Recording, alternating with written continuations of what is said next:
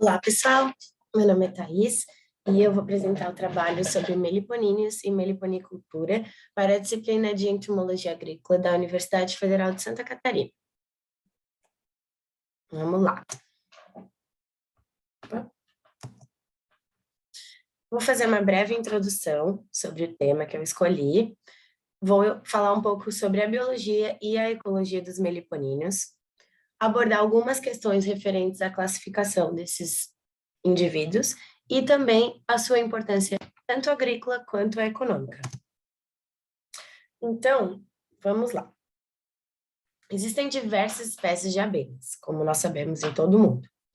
As mais abordadas normalmente são as abelhas com ferrão.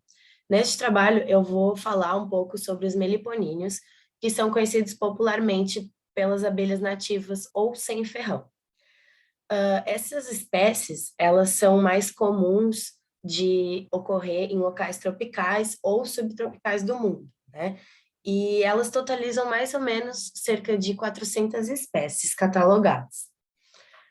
Quando se fala em meliponicultura, o que nós nos referimos? A meliponicultura é, resumidamente, a criação desses meliponíneos para extração de algum produto, né? Na maioria das vezes. Essa é a maior intenção.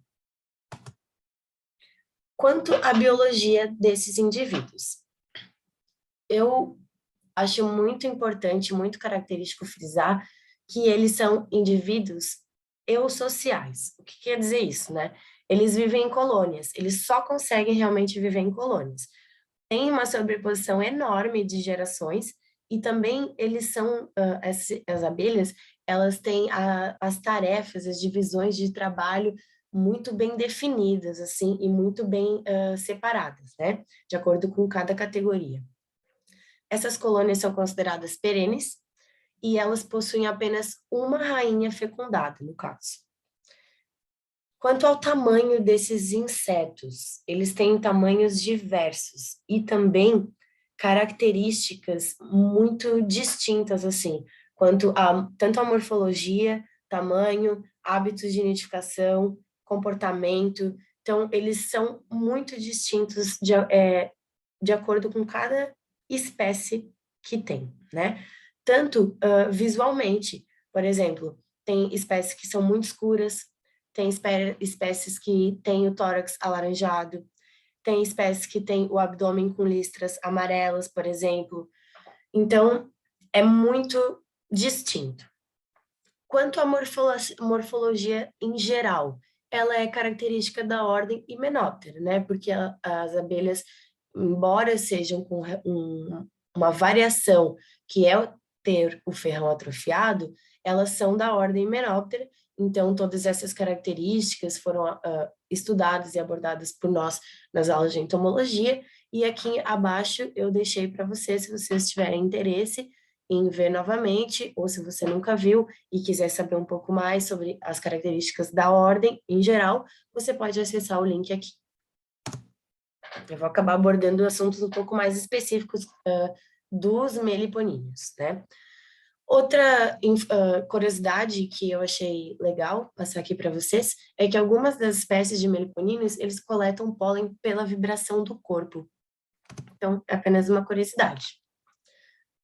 Quanto aos hábitos de nidificação, a maioria das abelhas sem ferrão, elas fazem ninhos em ocos de árvores, mas também a grande parte delas utiliza árvores, pedras, galhos aéreos, ou podem até mesmo acabar fazendo seus ninhos no solo, né?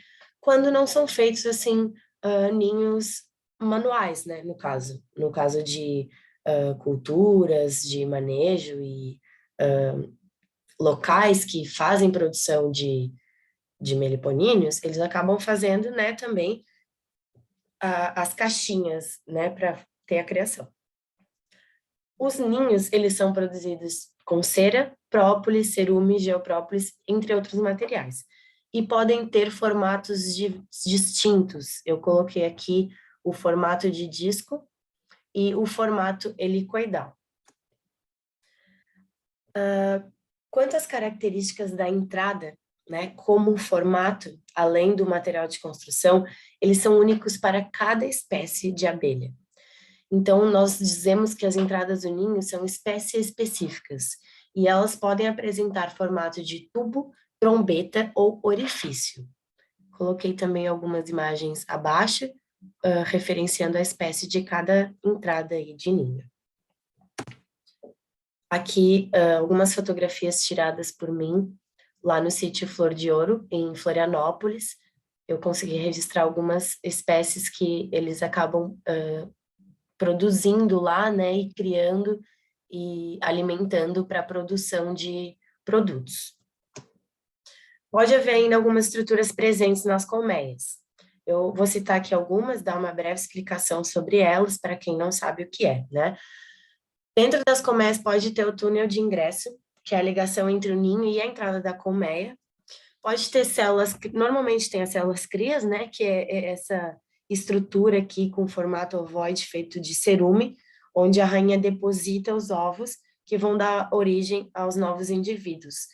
E cada célula dessa é muito interessante, porque cada célula dessa recebe uma quantidade de alimento larval que vai alimentando essa larva aqui dentro, né, protegida, até ela se tornar um indivíduo adulto. As células crias também são cobertas, como vocês podem ver aqui, por esse invólucro, que é o que está, essa camada superficial, que acaba sendo uma proteção até de temperatura, né, da parte interna ali. Betume, né, que é o barro seriprópolis, ou cerume, que é seriprópolis. Além de ter os poços de alimentos, que nós podemos ver nessa fotografia mais bem no cantinho do slide, que são feitos de cerume também ou de cera pura, dependendo da espécie, que são estruturas normalmente com esse formato oval, utilizadas para armazenar o mel e o pólen. As trabéculas são apenas alguns cabos assim de cerume que às vezes servem para suportar essas estruturas. Quanto à classificação desses insetos, família Apidae, né, subfamília Meliponini, e eles são divididos em dois grandes gêneros. Os meliponas, que contam com aproximadamente 80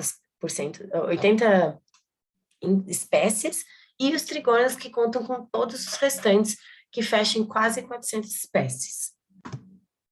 Aqui eu coloquei uma mera curiosidade das espécies mais relevantes para a meniponicultura. Se vocês quiserem ver também, está o link ali embaixo com a fonte que eu peguei da ficha catalográfica. E agora eu vou falar um pouco sobre a importância agrícola e econômica dessa espécie, desses indivíduos. A meliponicultura ainda não é uma atividade muito explorada no Brasil, quanto comparado, no caso, à apicultura, né? Apesar de estar em crescimento, a produção de mel de meliponíneos, tanto a produção quanto a comercialização, ela ainda ocorre em pequena escala, né? E talvez por isso ela ainda se torne uma alternativa bem sustentável.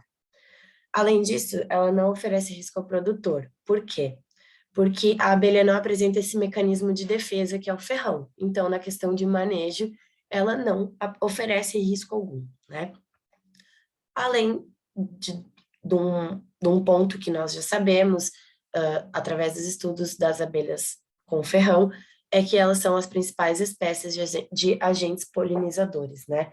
Então, num ponto de vista de sustentabilidade, através desse processo de polinização das plantas, elas contribuem altamente para a conservação das florestas.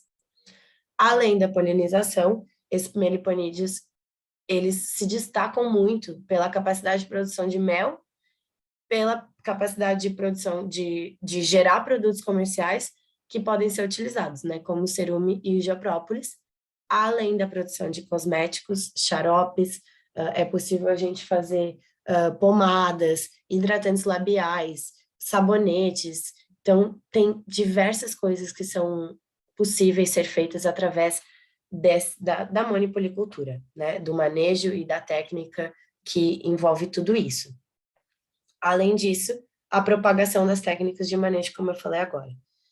Isso é parte da estratégia, né? Que acaba estimulando esse manejo sustentável dos recursos naturais, e acaba realmente sendo uma possibilidade de gerar uma renda, né? Então, Isso pode ser cada vez mais praticado, cada vez mais desenvolvido e aprimorado. E além disso, além dos fins comerciais de polinização e de todos os que eu abordei aqui acima, eles podem também ser utilizados em pesquisas acadêmicas, preservação de espécies e polinização. Então, era apenas uma breve apresentação, assim, tanto da espécie Meliponineo, quanto da meliponicultura que eu queria estar trazendo para vocês. Muito obrigada pela atenção.